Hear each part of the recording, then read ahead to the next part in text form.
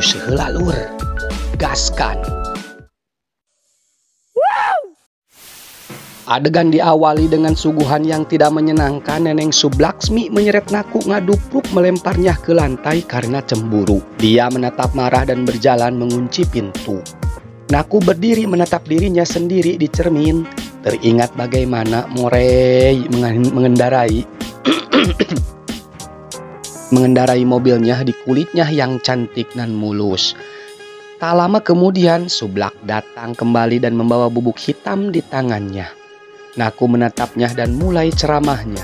Apa pendapat Anda ini semua adalah rencana suamiku?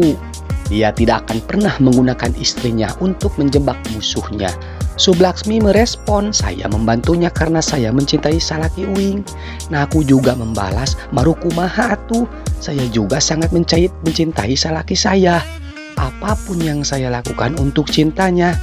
Coba eta Salaki didinya, sebelum melihat wajah asli saya disebut kerbau, dan setelah melihat wajah saya, anak tidak dapat melepaskan tatapan buayanya dari saya. Wilih. Nah, aku melanjutkan, tapi dia menempas, suami kamu telah datang dan sekarang akan ada kehancuran. Mari kita lihat apa yang akan terjadi, dan dia berjalan pergi. Nah, aku jadi khawatir memikirkan dirinya sendiri. Ana di kamarnya sedang menuangkan sirup ABC dan meminta anak buahnya menyiapkan sesuatu. Seblak mendatanginya dan tersenyum seolah-olah tidak ada yang terjadi. Ana mengatakan, "Di mana Anda? Dari mana saja Anda? Partai akan segera dimulai. Semua tamu telah tiba." Seblak pun hanya bisa duduk dan terdiam. Data dan Baji bersembunyi di balik pohon dan merencanakan serangan tersebut. Baji menawarkan untuk menembak orang-orang. Data menghentikannya dan mengingatkannya bahwa Naku masih bersama Ana, dan jika mereka menyerang sekarang, Ana mungkin akan menyakiti Naku. Baji bersembunyi di balik pepohonan. Baji seolah menyerah, tapi Data di belakangnya menebas, menukik, mengkikuk mereka. Akhirnya tepar.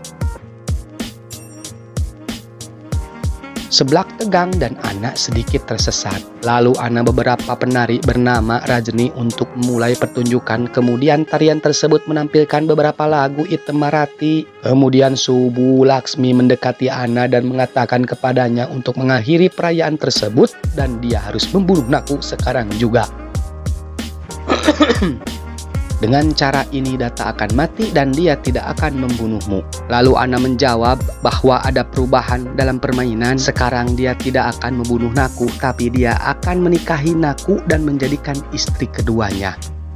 Ya, cek kurang oke. Kita lanjut. Subuh terkejut dan Data akan datang dan melihatku menikahi Naku.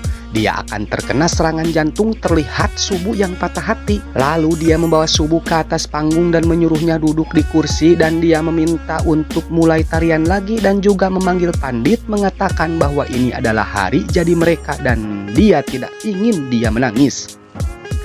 Baji menyuruh Data untuk mencari Naku dan dia akan menangani anak bawang Ana. Baji pergi dari sana sementara Data mengawasi preman Ana. Baji tunas di udara, Data naik ke lantai atas, membunuh beberapa pria Ana di jalanan.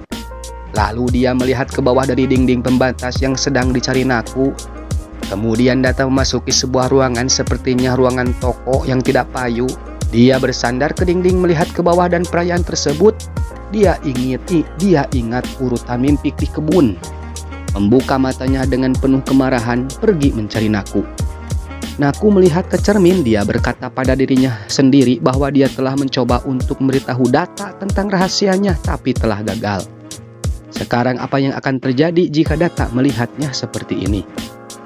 Subuh dan Ana duduk di atas panggung. Subuh ingat Ana menikahi dia dan kata-kata istri pertama Ana yang telah merusak pernikahannya, alias bisa jadi ini adalah korma buat Sublaksmi. Karma.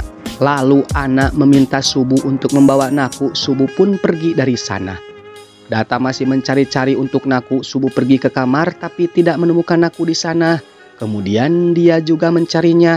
Jalur silang alias pasalingsingan antara Data dan Subuh, tapi keduanya saling memperhatikan. Data mencari dia dan Subuh melintasi jalan dan orang-orang Ana menyerang. Data pun melawannya. Data membayangkan Naku dan mendengarnya mengatakan bahwa apa yang membuatmu begitu lama sayang? Data kembali mencari dan berkelahi dengan orang-orang Ana lagi dan membayangkan Naku yang tersenyum kepadanya, dan saat dia merasakan dia pun langsung lenyap.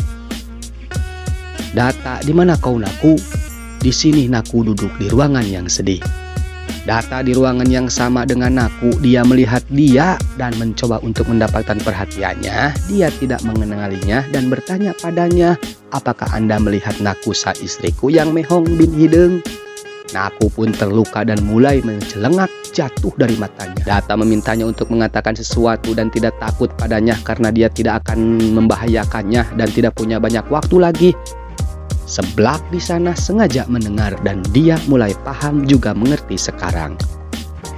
Setelah kurang-kurling Data pun pergi dari sana dan Naku hancur mengutuk kecantikannya. Subuh datang dan memberitahu Naku tentang Ana dan mengucapkan selamat kepadanya karena keyakinannya terbukti lebih kuat dari dia. Dan Ana itu tidak pernah mencintainya, dia hanya bernafsu setelah kecantikannya dan sekarang dia melakukan hal yang sama dengan Naku dan ingin menikahinya. Naku jadi tertegun. Ana datang dan mulai menggoda Naku. Subuh masuk dan memperingatkan Ana, dia mendorongnya keluar dari ruangan. Naku pun mulai mundur ketakutan. Ana mencoba untuk memamerkan kekuatannya untuk mengesankan Naku. Aku kuat 7 kali di ranjang, tapi dia mencoba untuk menjauh dari sana. Saat Ana mendekat dan mulai menyentuhnya, dia berteriak dan Data melantunkan suaranya, "Why!" dan berlari ke arah itu. Ana menyeret Naku dan mendorong ke tempat tidur untuk digadabah, dan di sana Data mencoba untuk menemukan Naku. Orang-orang Ana mencoba untuk menghentikannya, tapi dia tidak melakukannya. Naku melawan. Ana mencoba memaksakan diri pada Naku untuk ngagadabah dia. Ana mengatakan, "Mengapa Data menerapkan make up hitam untukmu? Apa yang kongkorongok? Apa yang dia lihat dalam warna hitam yang tidak saya lihat?"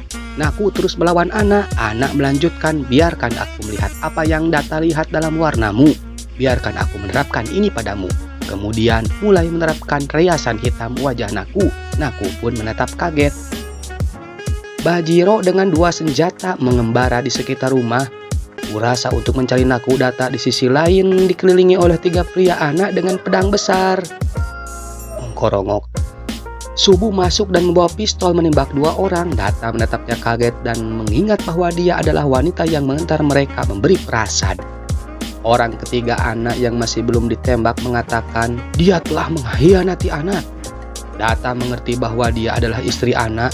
Subulakmi menembak orang itu juga. Dia kemudian mengatakan kepada Data, "Pergilah cari istri kamu." Data terus menatapnya kaget. Dia tersenyum dan menunjukkan kepadanya cara untuk menemukan Naku.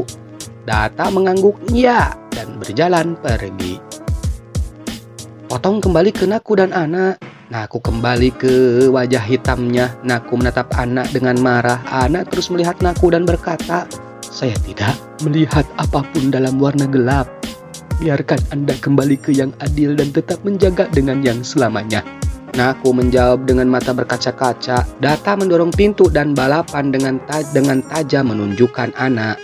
Naku melihat ke arah Data dengan gembira. Ana hendak menunjukkan senapannya ke Data, tapi Baji membuatnya tepat waktu menunjukkan pistol ke Ana dan membawanya keluar dari ruangan. Data terus menatap Naku.